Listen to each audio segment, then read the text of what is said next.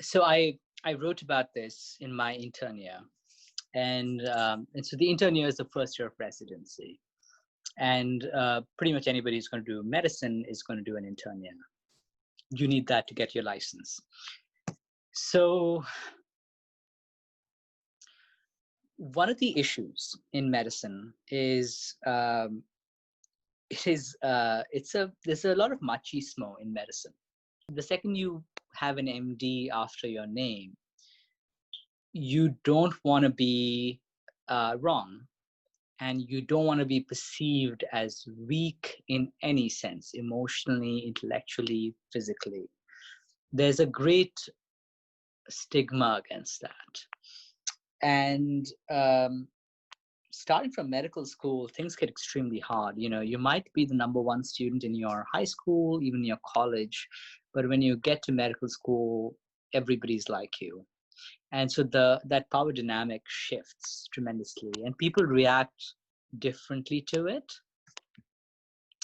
A lot of people try to sort of put up a big show that they are right, they're very comfortable, they're doing great, but internally they're freaking out, and appropriately so. It is extremely hard. I felt like 2 weeks in medical school were like a semester in college. That's how I felt. Other people, my wife is a doctor too, and she doesn't think that way. She thinks college is harder.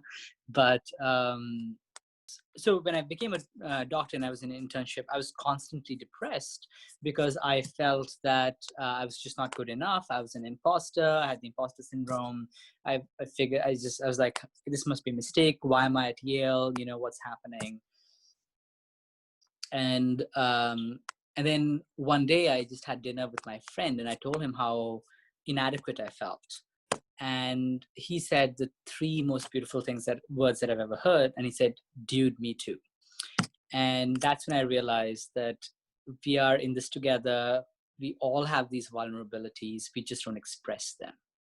So I think having that foreknowledge that nobody is prepared for the rigors of medical training, especially intern year. I would even say that for fellowship, but nobody's ready, and you're not alone in thinking that this is hard. I feel like if more people express their vulnerability, that would normalize it, and people would be freer to sort of build on what they don't know rather than hiding it. And I made a decision at one point in my intern year, and the decision was I was no longer going to pretend to get it, to be like super brilliant or anything like that. I was like, I don't care how stupid people think I am. I've given up. And the second I did that, I found that the dynamic changed. On rounds, oftentimes somebody would say something like, oh yeah, and this is obviously Erdheim-Chester syndrome. And you're like, what the hell is that? Most people wouldn't know the answer to that. But oftentimes what happens is that you want to pretend like you know it. They're like, oh yeah, Erdheim-Chester syndrome, of course. And then I would be the guy I started being the guy who said, I don't know what that is. Tell me what that is. And then not only would I learn what Erdheim-Chester syndrome is, but so would the people around me. And then, sometimes that actually contributes to the patient care, because then somebody would be like, oh yeah, but that doesn't make sense because he doesn't have this syndrome. And paradoxically, I thought people would realize how stupid I am by me sort of saying these things. But actually, paradoxically, people start thinking that I'm kind of smart because I would ask the question that was on everybody's mind. And so it really changed my experience in residency. I was no longer afraid of owning up to any shortcomings. So if I couldn't see one patient before rounds, I'd just say, I didn't get a chance to see them. Could you see them together? And they'd be like, okay. Embracing your vulnerability, not being comfortable with it, like still trying to sort of improve every single day.